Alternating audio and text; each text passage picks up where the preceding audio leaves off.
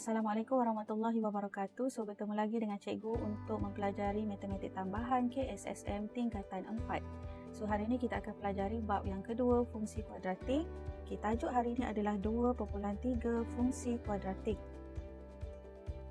Apakah perbezaan antara persamaan kuadratik dan juga fungsi kuadratik? Sebelum ni kamu dah pelajari dalam bab ini berkaitan dengan persamaan kuadratik. So, persamaan kuadratik adalah dalam bentuk AX kuasa 2 tambah BX tambah C sama dengan kosong. Manakala untuk fungsi kuadratik pula adalah kita akan tulis dalam bentuk Fx sama dengan AX kuasa 2 tambah BX tambah C. Kita nak lihat kepada bentuk graf kuadratik. So, kamu lihat dulu kepada kartun ni yang sedang bermain ataupun membaling sebiji bola. So, kalau kita tengok pergerakan bola tu, dia akan menghasilkan satu bentuk graf yang dipanggil sebagai graf fungsi kuadratik. So apakah dia graf fungsi kuadratik? Graf fungsi kuadratik dia adalah satu lengkung bersimetri yang licin dan dikenali sebagai parabola. Nilai perkali X kuasa 2 ataupun nilai A menentukan bentuk graf fungsi kuadratik sama ada muka senyum atau muka masam. Seterusnya kita akan lihat kepada satu aplikasi GeoGebra bagaimana untuk menganalisis kesan perubahan nilai A, B dan C terhadap bentuk dan juga kedudukan graf fungsi kuadratik.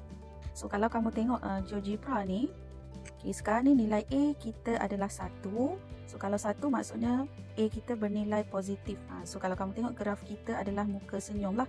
Walaupun nampak muka dia tak berapa nak panjang sebab dia tak berapa nak lebar lah. Tak nampak lebar sangat sebab graf ni dia runcing. Dia runcing. So cikgu nak tunjukkan bagaimana atau apa yang berlaku apabila cikgu gerakkan slider ni ke kanan atau ke kiri. Kalau cikgu gerak ke kiri, maksudnya nilai A akan jadi semakin negatif. Kalau cikgu gerak ke kanan, nanti nilai dia akan jadi semakin positif. So, kamu tengok dulu apa yang berlaku pada graf kita untuk perubahan nilai A. Sekarang nilai A 1, cikgu gerak ke kanan. Sekarang A kita 2, A 3, A 4, A 5, A 6, A 7 dan seterusnya kalau cikgu gerak sampai 10. So, kalau kamu tengok perubahan daripada A 1 tadi, kita punya graf bentuk dia akan semakin runcing ataupun semakin sempit. Tetapi kalau kita tengok di nilai paksi di bawah tu, adakah dia bergerak? Dia semakin runcing lah. So nilai di bawah tu dia akan jadi semakin menghampiri paksi yang tegak, paksi Y. Kalau kamu tengok bucu yang bawah tu, nampak sebab dia makin runcing lah graf kita. Sekarang cuba tengok kalau cikgu gerakkan ke kiri untuk nilai negatif. Kalau kosong dia takkan adalah, dia takkan jadi graf kuadratik. So tengok cikgu ke bawah sikit lah. Sekarang A kita negatif 1. So kamu tengok graf kita dah berubah menjadi bentuk muka masam ataupun dia dah terbalik lah jadi macam bentuk N. Cikgu gerak lagi. Semakin dia negatif, dia semakin besar. A negatif 2, negatif 5, negatif 6, negatif 8. So graf kita maksudnya sama macam keadaan A yang semakin besar tadilah, iaitu graf kita semakin sempit atau semakin runcing. So kalau kamu tengok maksudnya rumusan dia, A tu menentukan graf kita adakah dia semakin runcing ataupun semakin melebar, dan A juga menentukan bentuk graf positif atau negatif. Bergraf senyum atau muka masam. So cikgu balik pada A 1 tadi. Seterusnya cikgu nak tunjuk untuk perubahan bagi nilai B. B kita tahu B itu adalah pemala untuk X. Maksudnya yang sebutan berada di tengah lah. So sekarang ni kalau kamu tengok B cikgu 2, B positif.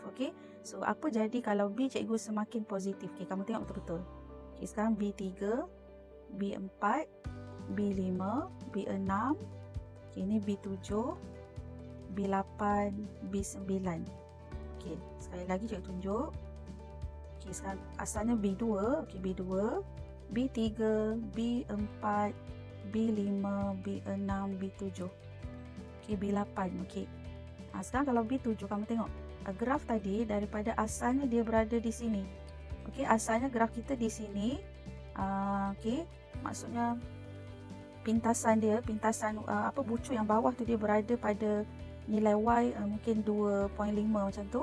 Okay, tapi bila cikgu gerakkan atau cikgu naikkan nilai B dia, tengok dia punya kedudukan yang di bawah tu pada bucu ataupun dia punya tapak yang bawah ni kan. So dia semakin turun, dia semakin menurun, makin bergerak ke bawah. Okey. So tu adalah perubahan kalau B kita semakin besar, semakin positif. Okey. Okay, apa jadi pula kalau cikgu gerakkan dia ke nilai yang semakin negatif? Dia akan bergerak juga, tapi kalau kamu tengok dia akan bergerak ke sebelah kanan. Dia macam bergerak ke sebelah kanan, bucu dia. Okey, graf tu dia akan bergerak ke sebelah kanan daripada paksi Y. Okey, so tu adalah perubahan untuk B. Okey. Maksudnya boleh dirumuskan dekat sini lah, B tu kalau dia semakin positif, semakin ke kanan tadi, dia punya kita panggil vertex. Vertex tu adalah macam bucu lah. Kalau graf yang tajam, kita ada bucu, tapi vertex ni untuk graf kuadratik ni kita panggil macam bucu yang melengkung di bawah tu. Okey, so vertex dia akan berada di sebelah kiri paksi Y. Tadi kan dia bergerak ke sebelah kiri paksi Y. Okey, kalau cikgu ke kiri kan, atau makin kecil nilai B atau semakin negatif, tadi kita tengok dia akan bergerak ke sebelah kanan daripada paksi Y. So B tu menunjukkan kedudukan graf vertex graf kita lah. Dia bergerak ke kanan atau ke kiri.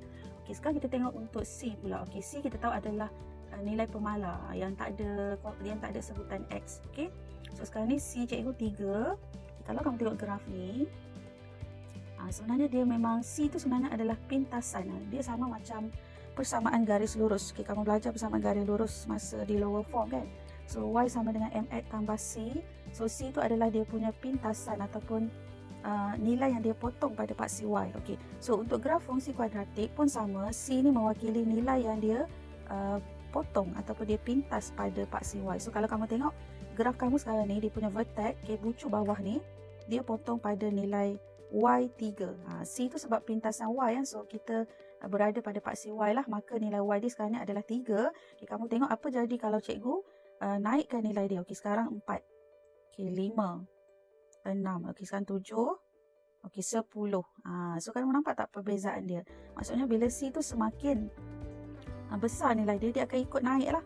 Graf kamu akan bucu atau vertex dia akan naik ke atas. Kalau sekarang dekat Y10 lah. Okay, sekarang ni kita tengok kalau nilai dia semakin kecil, negatif. Okey, sekarang nilai dia negatif 1, negatif 2, negatif 3, negatif 4, negatif 6 dan negatif 10. So yang ni senang je nak bezakan. Maksudnya C tu adalah dia punya kedudukan pada paksi Y tu, bucu dia. Dia takkan mempengaruhi lah bentuk graf tu, dia takkan jadi makin sempit ke makin panjang ke tak. Tapi dia hanya pintasan atau yang potong pada paksi Y sahaja yang akan bergerak atau berubah. Okey, sekarang kita akan lihat kesimpulan atau perumusan berkaitan dengan kesan perubahan A, B dan C terhadap bentuk dan kedudukan graf fungsi kuadratik. Okey, yang pertama, apabila nilai A lebih dari kosong, iaitu nilai positif, dan nilai A bertambah, bentuk graf ialah muka senyum dan semakin sempit dan curam. Bagi nilai A lebih dari kosong dan nilai A berkurang, bentuk graf ialah muka senyum dan menjadi semakin lebar dan kurang curam. Untuk nilai A kurang dari kosong, untuk negatif, nilai A pula bertambah, bentuk graf ialah muka senyum dan menjadi lebar dan kurang curam. Untuk nilai A yang kurang dari kosong, nilai A pula berkurang, bentuk graf ialah muka masam dan menjadi sempit dan curam. Bagi nilai A lebih dari kosong dan B pula lebih dari kosong, atau A kurang dari kosong dan B kurang daripada kosong, maksudnya kedua-dua nilai A dan B adalah nilai yang sama ada positif atau negatif, vertex bagi graf berada di sebelah kiri paksi Y. Manakala untuk nilai A lebih dari kosong tetapi B kurang dari kosong, ataupun A kurang dari kosong dan B lebih dari kosong, vertex bagi graf berada di sebelah kanan paksi Y. Dan yang terakhir kita lihat pada nilai C.